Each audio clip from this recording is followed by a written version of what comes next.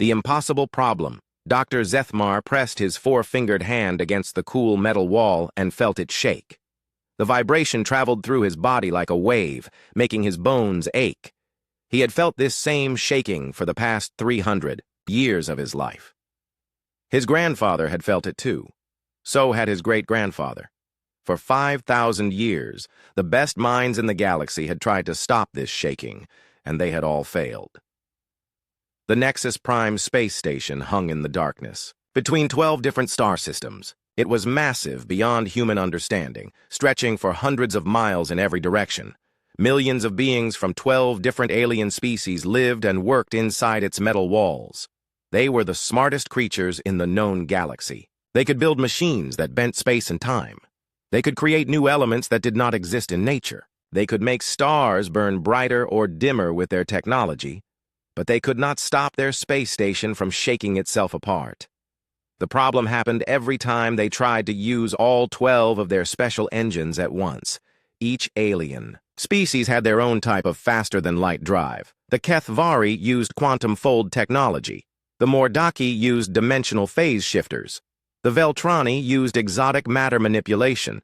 When any one species used their drive alone, everything worked perfectly. When 2 or 3 species used their drives together, there were small vibrations, but nothing serious. When all 12 species tried to use their drives at the same time, the entire station began to shake like a leaf in a storm. The shaking got worse and worse until pieces of the station started to break off. Emergency systems would scream warnings throughout the halls. Everyone had to stop what they were doing and shut down the drives before the station tore itself apart. This was called the Great Resonance Crisis, and it had frustrated the greatest minds in the galaxy for 50 centuries. Dr. Zethmar walked through the main engineering deck, his long legs carrying him past rows of complex machines. Each machine was the size of a building and contained technology that could reshape reality itself. Crystals the size of trees hummed with energy. Computers, made of living metal, calculated millions of equations every second. Force fields held dangerous materials that could destroy entire planets if they escaped. Around him, hundreds of engineers from different species worked on the problem. The tall, thin Veltrani moved their 6 arms in complex patterns as they adjusted quantum field generators. The rock-like Mordaki used their massive strength to move heavy equipment into new positions. The floating Zephyri projected mathematical equations directly into the air with their minds. All of them were brilliant. All of them had spent their entire lives studying the most advanced science in the galaxy. And all of them were failing. "Report," Dr. Zethmar said to his assistant, a young Kethvari named Velhan. "Attempt number 847 has failed, Doctor," Velhan replied, his voice tired. The new crystalline resonance dampeners worked for exactly 12 seconds before the harmonic cascade overwhelmed them. "We lost another section of the outer ring." Dr. Zethmar felt his heart sink. 847 attempts over 5,000 years. Each one had used the most advanced technology they could create. Each one had failed in a different way, but they had all failed. "What about the Mordaki's new exotic matter solution?" he asked. "Attempt 833, Velhan said, reading from his tablet. "It created a small black hole that we had to contain with emergency force fields. We are still repairing the damage from that one." The Veltrani's dimensional phase shifters? Attempt 819. They opened a portal to a universe where the laws of physics work differently. It took us 6 months to close it and stop the strange matter from leaking through. Dr. Zethmar sat down heavily in his chair. His species, the Kethvari, were known throughout the galaxy for their problem-solving abilities. They had solved the energy crisis on 17 different worlds. They had prevented 3 different wars by designing better communication systems. They had built machines that could predict the weather on gas giant planets with perfect accuracy. But this problem was different. This problem seemed to laugh at their intelligence. The station shook again, a gentle reminder that somewhere, someone was testing a single drive system. Even that small test sent vibrations through the massive structure. Dr. Zethmar imagined what would happen if they could never solve this problem. The 12 species would have to live separately forever. They could never work together on the big projects that required all of their different technologies. The galaxy would stay divided. Exploration of distant regions would be impossible. Scientific discoveries that needed 12 different types of knowledge would never happen. The dream of a truly united galactic civilization would die. "Doctor," Velhan said quietly, "the Council of Engineers wants to see you." Dr. Zethmar nodded and stood up. The Council of Engineers was made up of the smartest beings from all 12 species. If they wanted to see him, it meant they had an idea. He hoped it was a good one. The council chamber was a large round room with 12 different sections, one for each species. The air was filled with the sounds of 12 different languages being translated in real time. Dr. Zethmar took his place with the other Kethvari representatives and waited. Council leader Morthak, a massive Mordaki whose rocky skin was covered in glowing crystals, spoke first. "We have tried everything," he said, his voice like grinding stone. "Our greatest minds have worked on this problem for longer than some species have existed. We have used every piece of advanced technology we possess." "Perhaps," said a Veltrani representative, her 6 arms moving gracefully as she spoke, "we need to think differently about this problem." "What do you mean?" asked Dr. Zethmar. The Veltrani hesitated before answering. "There is a species that has recently achieved interplanetary travel. They are very primitive compared to us. Their technology is thousands of years behind ours, but they have something we might have lost." "What could a primitive species possibly have that we need?" asked another council member. "A different way of looking at problems," the Veltrani said. "They call themselves humans. They are from a small planet called Earth. Their engineers solve problems very differently than we do. They use simple solutions instead of complex ones. They trust their intuition instead of just their calculations." The council chamber fell silent. The idea of asking a primitive species for help was almost insulting. These beings could barely travel between planets in their own star system. They had never seen a quantum drive or worked with exotic matter. They probably did not even understand the basic principles of faster-than-light travel. But 847 failures had taught the council humility. "What do you propose?" Council Leader Morthak asked. "We invite one of their engineers to look at our problem," the Veltrani said. "We give them access to all of our data. We let them study the station and the drives. Maybe they will see something." "We have missed." Dr. Zethmar felt a mix of hope and embarrassment. Hope because maybe this strange idea would work. Embarrassment because the greatest minds in the galaxy were about to ask primitive aliens for help. "All in favor?" Council Leader Morthak asked. Slowly, reluctantly, all 12 species raised their hands, tentacles, claws, and other appendages. They would contact Earth and ask for help. Dr. Zethmar looked out the window at the stars and wondered what kind of being would answer their call. He hoped they would not regret this decision. The pride of the entire galactic civilization was about to rest in the hands of a creature from a tiny blue planet that most species had never heard of. The Great Resonance Crisis had defeated their best technology. Maybe it was time to try something completely different. Maybe it was time to try something simple. The primitive consultant Marcus Chen stepped off the human transport ship and tried not to look impressed. He failed completely. The docking bay of Nexus Prime was larger than any building he had ever seen on Earth. The ceiling disappeared into darkness high above his head. Ships that could carry entire cities floated in the air without making any sound. Beings that looked like they came from his wildest dreams walked, floated, and slithered across the smooth metal floor. He adjusted his magnetic boots and took a careful step forward. The boots made a loud clacking sound that echoed through the bay. Several nearby aliens turned to look at him, and Marcus felt his face turn red with embarrassment. Their technology let them walk on any surface without making a sound. His boots announced his presence like a marching band. A tall, thin alien approached him. It had blue-gray skin, 4 arms, and eyes that seemed to glow with their own light. When it spoke, a small device on Marcus's belt translated its words into English. "I am Dr. Zethmar of the Kethvari," the alien said. "You must be the human engineer we requested." "Marcus Chen," he replied, extending his hand for a handshake. The alien looked at his hand with confusion for a moment, before tentatively reaching out with one of its 4 hands. The handshake was awkward. "Welcome to Nexus Prime," Dr. Zethmar said. "I must admit we are curious about your species' approach to engineering problems." Marcus looked around the massive docking bay again. "This is incredible," he said honestly.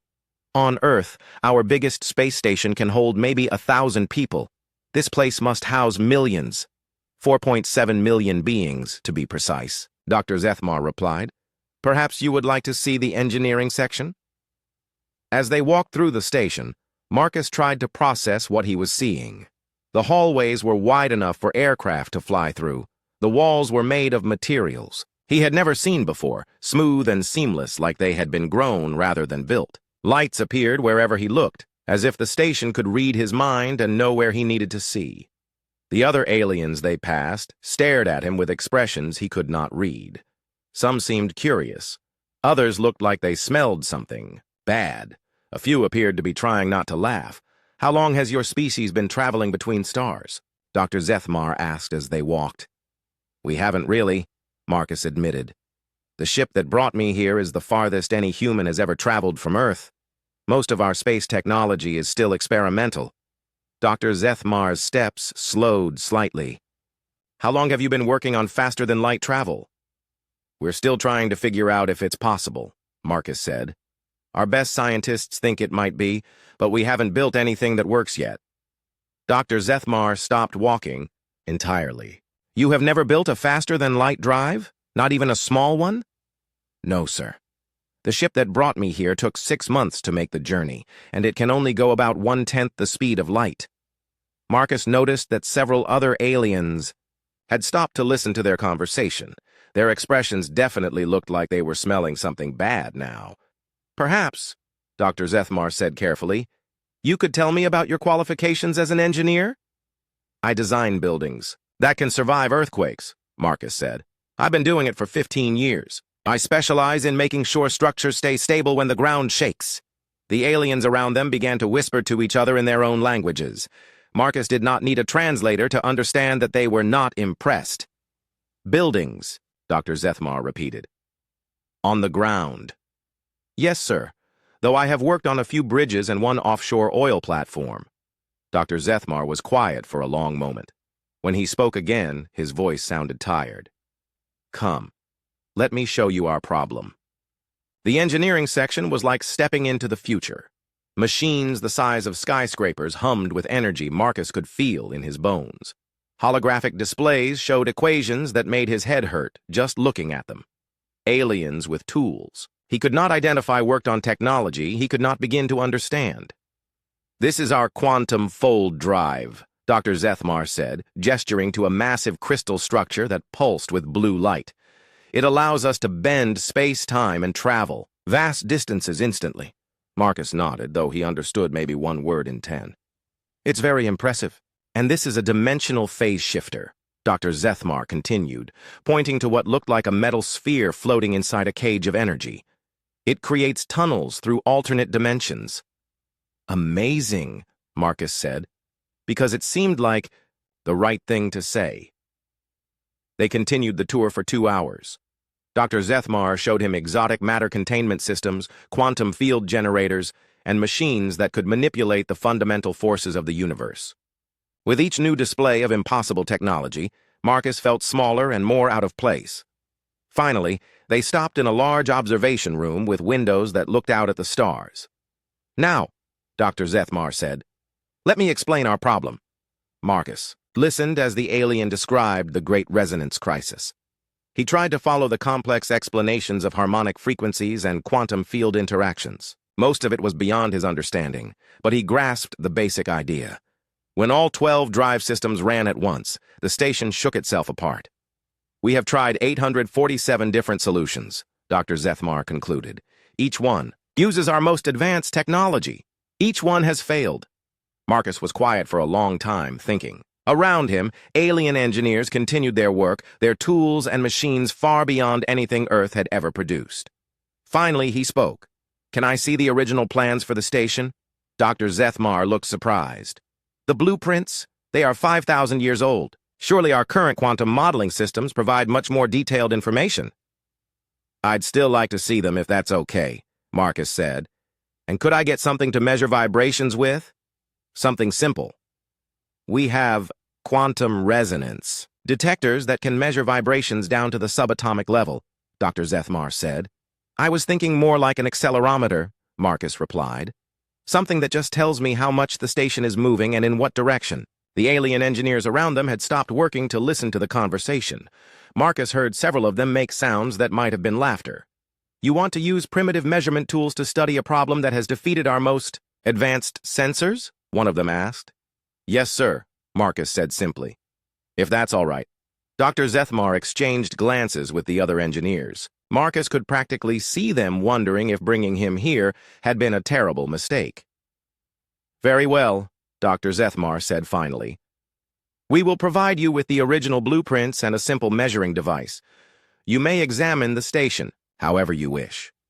Thank you, Marcus said. One more question. When you built this station, did everything go exactly according to plan? What do you mean?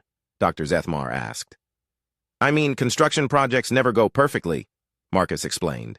There are always small changes, little mistakes, things that end up slightly different than the original design. Did that happen here? The aliens looked at each other again. This station was built using the most advanced construction techniques in the galaxy, one of them said stiffly. Our tolerances are precise to within nanometers. But did everything go exactly according to plan? Marcus pressed gently. There was a long silence. Finally, Dr. Zethmar spoke. There were some minor variations due to gravitational fluctuations during construction, but our models account for such things. Could I get information about those? Variations too? Marcus asked. If you insist, Dr. Zethmar said. He sounded like a parent agreeing to let a child play with a broken toy. As they prepared to leave the observation room, Marcus looked out at the stars one more time. Somewhere, out there was Earth, a tiny blue dot where people built simple things that worked. Here he was, surrounded by technology that could reshape reality, trying to solve a problem that had defeated the greatest minds in the galaxy. He thought about the old saying, when you have a hammer, every problem looks like a nail. Maybe the aliens had so many advanced hammers that they had forgotten how to use a screwdriver. Marcus Chen, structural engineer from Earth, was about to find out if sometimes the simplest tool was the right one for the job, the human perspective. Marcus spent the first day just walking. His magnetic boots clacked against the metal floors as he made his way through corridors that seemed to stretch on forever. Behind him, a small floating robot followed along, recording everything he did. Dr. Zethmar had assigned it to help him, but Marcus suspected it was really there to watch him and report back on how badly the primitive human was failing. He carried a simple tablet computer that Earth engineers used for construction projects. Compared to the holographic displays and quantum computers around him, it looked like a stone tool. In his other hand, he held a basic accelerometer, a device about the size of a cell phone that measured movement and vibration. The alien engineers had looked at it like he was asking to study the stars with a magnifying glass. But Marcus had learned something important during his 15 years as an engineer. Fancy tools could sometimes hide simple problems. He had seen million-dollar computer programs fail to catch design flaws that an experienced worker could spot by just looking at the building. Sometimes the best way to understand how something worked was to experience it with your own senses. So, he walked and listened and felt. The station was enormous beyond anything he could have imagined. He took an elevator that traveled for 20 minutes just to go from one level to another. He walked across bridges that spanned gaps so wide he could not see the other side. He rode on moving walkways that carried him through sections of the station devoted to different alien species, each one designed for different types of beings with different needs. Everywhere he went, he held up his simple accelerometer and watched the numbers on its small screen. The device measured how much the station moved in 3 directions, up and down, left and right, and forward and backward. Most of the time, the numbers were very small. The station was incredibly stable, built with precision that Earth engineers could only dream about. But there were patterns in the small movements, tiny vibrations that happened at regular intervals. Marcus made notes on his tablet, recording the time and location of each measurement. To anyone watching, it probably looked like he was playing with children's toys. The floating robot behind him recorded everything without comment.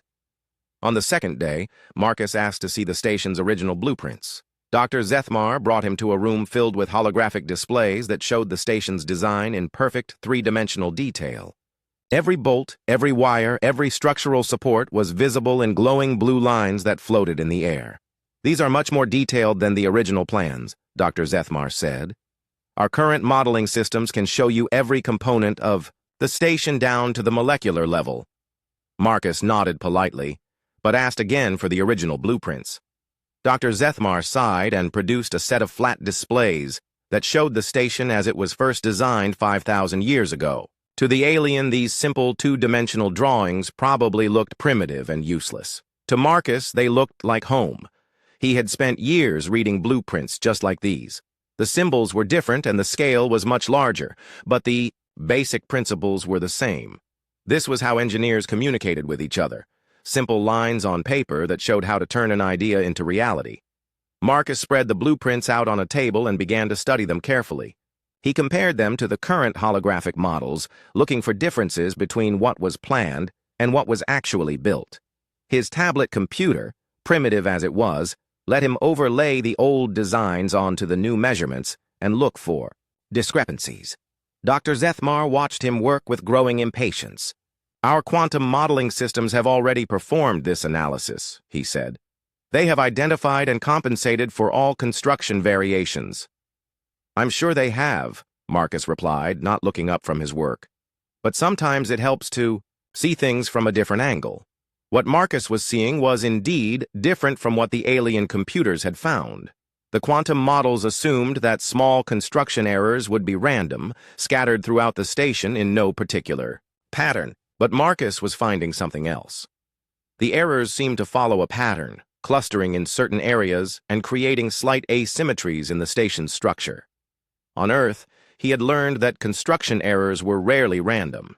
They happened for reasons: wind conditions on certain days, fatigue in workers during long shifts, variations in materials from different suppliers.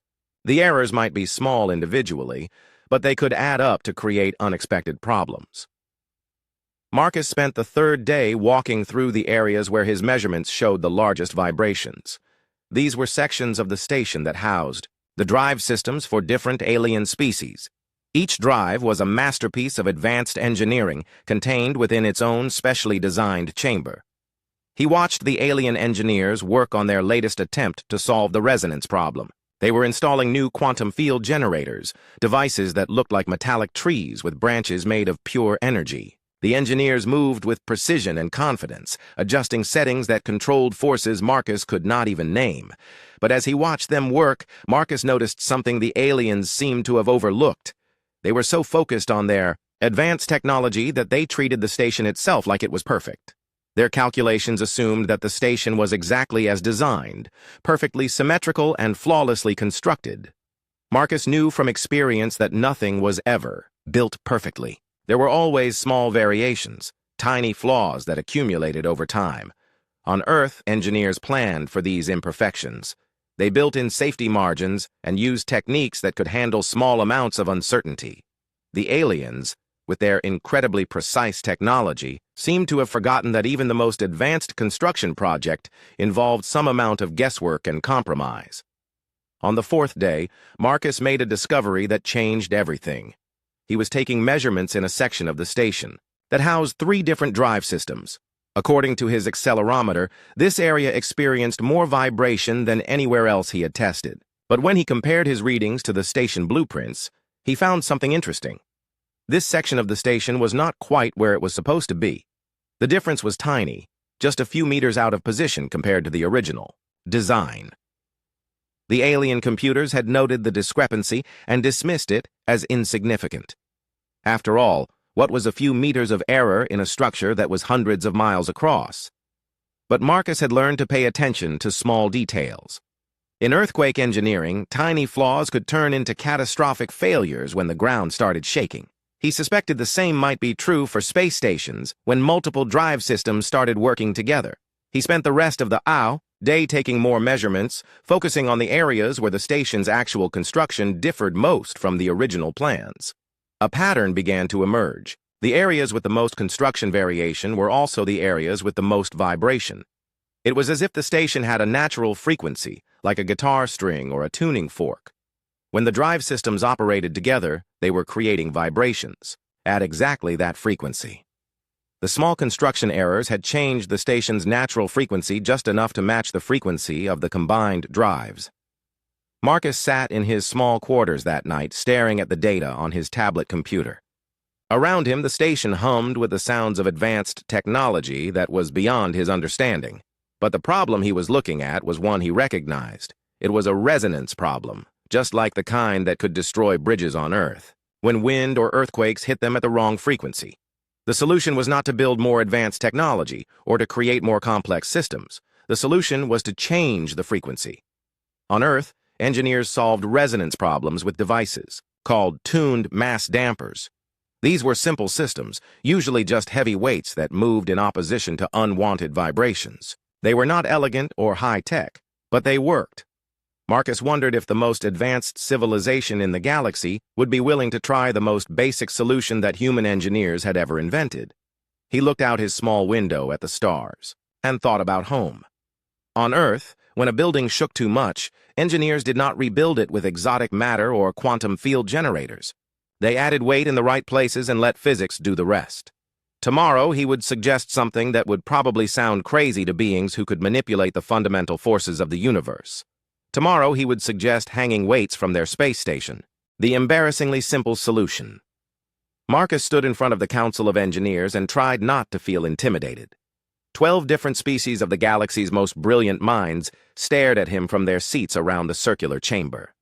Their technology could predict the behavior of quantum particles, manipulate space-time, and create new forms of matter.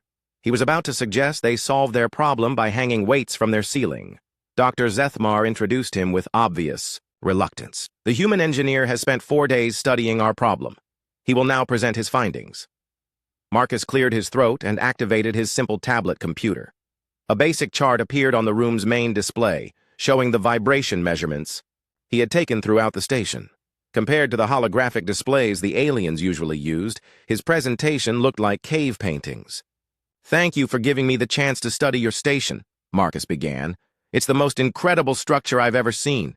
The engineering is amazing, and the technology is beyond anything we have on Earth." Several council members shifted in their seats. They were clearly waiting for him to get to the point. "But I think I know why you're having this resonance problem," Marcus continued. "And I think the solution might be simpler than you expect." He touched his tablet, and the display changed to show the station's original blueprints overlaid with his measurements. Red dots marked the areas where vibrations were strongest. "When I compared your current structure to the original plans, I found small differences. The station isn't built exactly as designed. Nothing major, just tiny variations that happened during construction 5,000 years ago." Council Leader Morthak, the massive rock-like alien, spoke in his grinding voice. "Our quantum analysis systems identified those variations. They are within acceptable tolerances." "You're absolutely right," Marcus agreed. "For normal operations, those small differences don't matter at all, but they do matter for resonance." He changed the display again, showing a simple wave pattern. "Every structure has natural frequencies where it likes to vibrate. Think of it like a guitar string. When you pluck it, it vibrates at a specific pitch." "We understand harmonic theory," said a Veltrani council member, her 6 arms moving in. What Marcus had learned was a sign of impatience. "Of course you do," Marcus said. "But here's the thing. Those small construction variations changed your station's natural frequency just enough to match the combined frequency of all 12 drive systems. When you run the drives together, you're essentially plucking a guitar string at exactly its natural pitch." The council chamber fell quiet. Marcus could see the aliens processing this information, running calculations in their heads or on their personal devices. "But our resonance dampening systems should compensate for any harmonic interference," Dr. Zethmar said. Marcus nodded. "Your dampening systems are incredibly advanced. They can handle complex quantum resonances and exotic matter fluctuations, but they're designed to solve complex problems. Sometimes they overthink simple ones." He touched his tablet again, and the display showed a video from Earth. It was footage of the Tacoma Narrows Bridge, oscillating in the wind before it collapsed in 1940. "This is what happens on my planet when engineers don't account for resonance," Marcus said. The bridge was perfectly engineered for normal conditions, but when the wind hit it at the wrong frequency, all that advanced engineering didn't matter. The aliens watched the bridge twist and shake before finally breaking apart. Marcus could see that they understood the principle, even if they found the primitive technology amusing. "How did your species solve this problem?" asked a floating Zephyri council member. Marcus smiled. "With the simplest solution we could think of. We call them tuned mass dampers." The display changed to show the interior of a modern skyscraper. Suspended from cables near the top of the building was a massive steel ball surrounded by hydraulic systems. "It's just a weight," Marcus said. "A really big, carefully calibrated weight. When the building starts to shake in one direction, the weight swings in the opposite direction. It cancels out the unwanted vibrations." The council chamber was completely silent now. Marcus could practically hear the aliens' brains trying to process what he was suggesting. "You want us to hang weights from our space station?" "Council leader," Morthak asked slowly. "Not exactly weights," Marcus said, "but the same principle. I've calculated the mass and placement needed to counteract your resonance problem. We could use modified cargo containers placed at specific points throughout the station." Dr. Zethmar stood up, his forearms gesturing in agitation.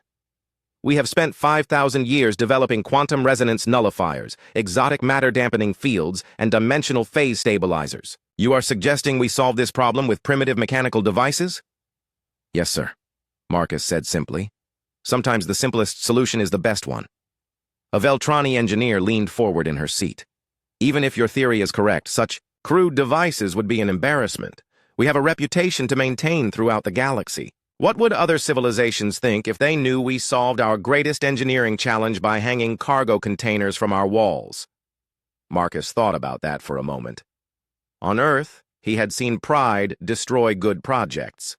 Engineers who refused to use simple solutions because they weren't elegant enough.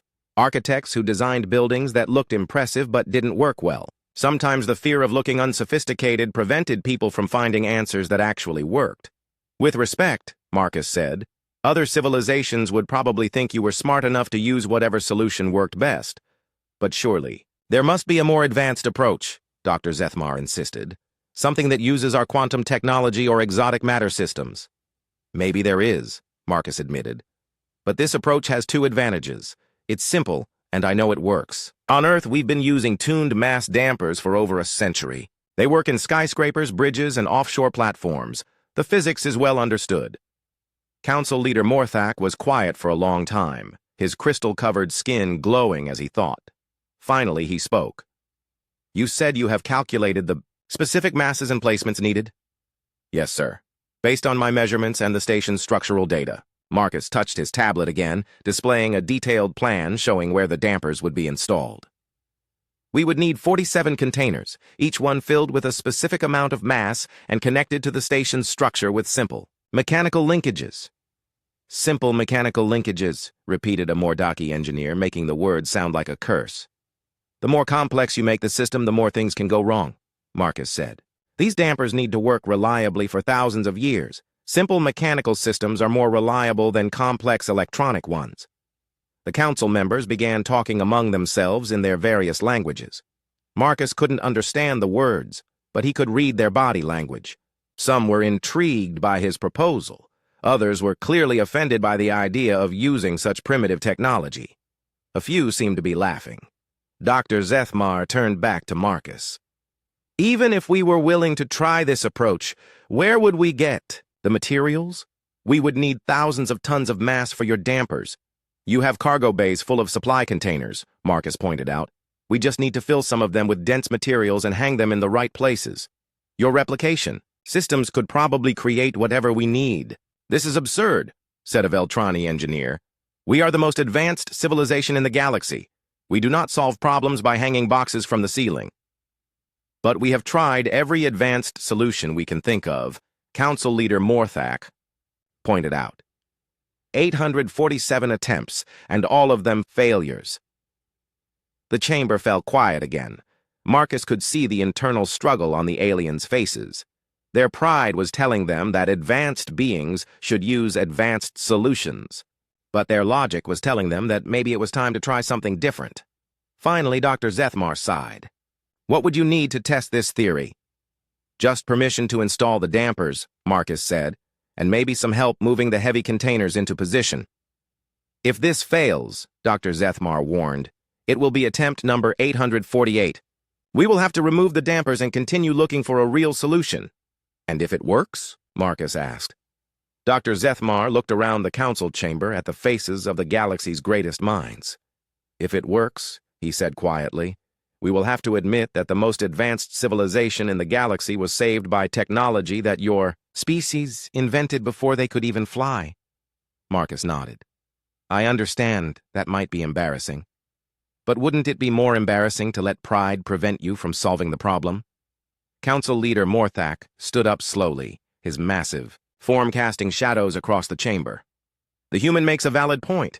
All in favor of testing this primitive solution? One by one, reluctantly, all 12 species raised their hands, tentacles, claws, and other appendages in agreement. Marcus Chen, structural engineer from Earth, had just convinced the most advanced civilization in the galaxy to hang cargo containers from their space station. As the council members filed out of the chamber, many of them shaking their heads in disbelief, the unexpected. Success Marcus stood in Cargo Bay 7 and watched an army of alien engineers reluctantly prepare for the most embarrassing experiment in galactic history. Massive robotic arms moved supply containers into position while anti-gravity fields held them steady. The containers were standard cargo units, each one about the size of a shipping container from Earth. But they were about to be filled with carefully calculated amounts of dense materials. Dr. Zethmar stood beside him, holding a tablet that displayed real-time data from sensors throughout the station. I still cannot believe we are doing this, the alien muttered. 5,000 years of advanced research, and we are resorting to hanging boxes from the walls. Sometimes the old ways work best, Marcus replied, checking his own primitive tablet. According to his calculations, they needed exactly 47 dampers placed at specific locations throughout the station. Each damper had to have a precise mass and be connected to the station's structure with simple mechanical linkages that would allow it to move freely in response to vibrations. The alien engineers worked with obvious reluctance. Marcus could see them exchange glances and hear them whispering in their native languages. He didn't need a translator to know they were questioning the sanity of their leaders for listening to a primitive human. A Veltrani engineer approached, with 6 arms full of connection hardware. These mechanical linkages are the simplest components we have manufactured in centuries, she said, her voice dripping with disdain. They contain no quantum processors, no exotic matter, no dimensional field generators. They are just metal, joints and cables. That's exactly what we need, Marcus said cheerfully. The simpler, the better. Complex systems have more parts that can break. The Veltrani engineer made a sound that Marcus's translator couldn't interpret, but he suspected it wasn't polite. The installation process took 3 days. Marcus guided teams of alien engineers through the station, showing them where to mount each damper. The containers were filled with materials from the station's recycling systems. Old hull plating, worn-out machinery, and excess supplies that were no longer needed. Each container was precisely weighed and positioned according to Marcus's calculations. The aliens treated the work like they were installing primitive decorations rather than advanced engineering systems. Marcus heard one Kethvari engineer refer to the dampers as the humans' hanging ornaments. Another called them mechanical embarrassments. But Marcus had learned not to take the criticism personally. He had seen the same attitude on Earth when engineers were asked to use simple solutions instead of complex ones. Pride often made people resistant to ideas that worked but weren't impressive. On the morning of the test, the main engineering deck was packed with observers. Representatives from all 12 species had come to watch what many expected to be spectacular failure. The testing protocol was simple. They would gradually activate more and more drive systems until all 12 were running simultaneously. If the dampers worked, the station would remain stable. If they failed, the emergency shutdown systems would save the station from tearing itself apart. Marcus stood in the observation gallery next to Dr. Zethmar, trying to look more confident than he felt. His calculations were solid, and the physics was well understood. But he had never tested tuned mass dampers on anything approaching this scale. The Nexus Prime station was thousands of times larger than the biggest building on Earth. Beginning test sequence, announced the chief test engineer. a floating Zephyri whose voice resonated directly in everyone's mind, activating HFY quantum fold systems. The first drive came online with a gentle hum that Marcus could feel through the soles of his boots. The station's vibration monitors showed small oscillations, well within normal parameters. In cargo, Bay 7, he could see on the monitors that Damper Unit 1 was swaying gently in response to the movement. Adding more dimensional phase shifters, the test engineer announced.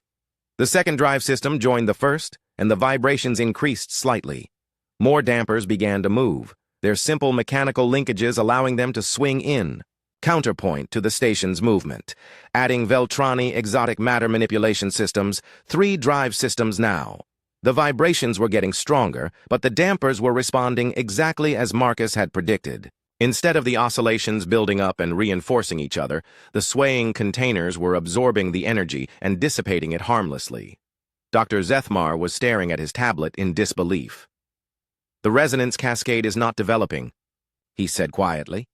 "The harmonic frequencies are being dampened."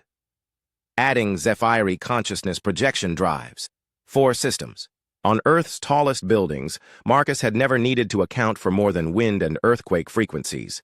Here, he was dealing with forces that could bend space and time. But the principle was the same. Unwanted vibrations could be canceled out by equal and opposite movements. Adding Thylarani temporal displacement systems. 5 systems now, and still the station remained stable. The alien engineers were no longer whispering among themselves. They were staring at their instruments in shocked silence. Marcus watched, the dampers on the monitor feeds.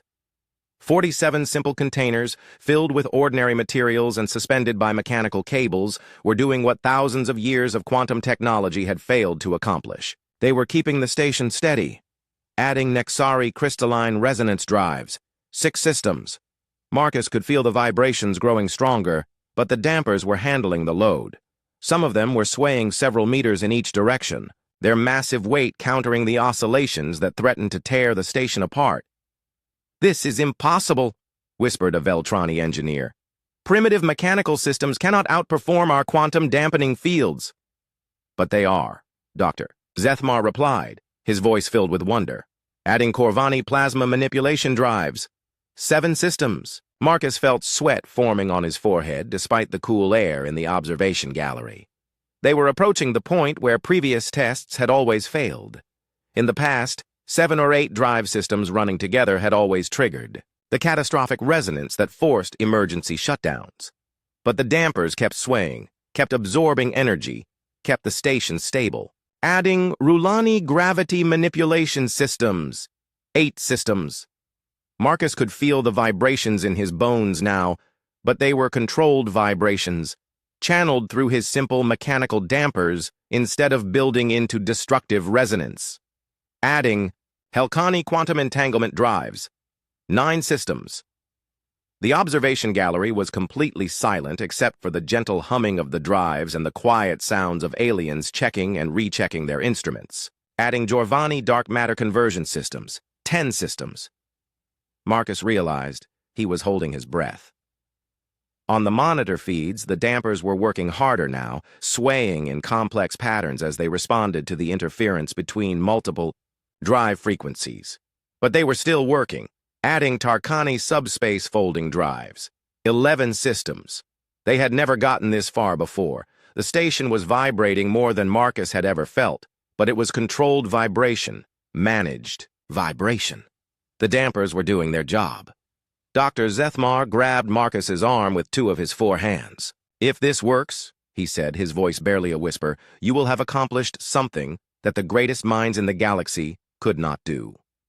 Adding final drive system. Nexus Prime central coordination drives. 12 systems. All 12. For the first time in 5,000 years, every drive system on Nexus Prime was running simultaneously. The station shook. Marcus could feel it in every bone in his body, a deep thrumming that seemed to come from the very heart of the massive structure. But it was steady shaking, controlled shaking. The dampers swayed in their perfect mechanical dance, absorbing the energy that had always before built into catastrophic resonance. The test engineer's voice, when it finally came, was filled with amazement. All systems stable. No resonance cascade detected. Station integrity at 100%. The observation gallery exploded into chaos. Aliens from 12 different species cheered, whistled, roared, and made sounds that Marcus had never heard before. Dr. Zethmar was staring at his tablet like it was showing him impossible data. "It works," the alien said, his voice filled with disbelief. "Your primitive solution actually works." Marcus felt a grin spreading across his face. Sometimes simple is better. Council Leader Morthak's voice boomed over the communication system, reaching every corner of the station. "Citizens of Nexus Prime, this is a historic day. After 5,000 years, the Great Resonance Crisis has been solved. All drive systems are operating simultaneously for the first time in our civilization's history." The celebration continued for hours. Throughout the station, beings from 12 different species gathered to watch the impossible sight of all their drives working together. Children who had never seen a fully operational Nexus Prime stared in wonder at displays showing the station's perfect stability. But in the quiet of his quarters that night, Marcus looked out at the stars and thought about what had really happened. The most advanced civilization in the galaxy had spent 5 millennia trying to solve a problem with increasingly complex technology.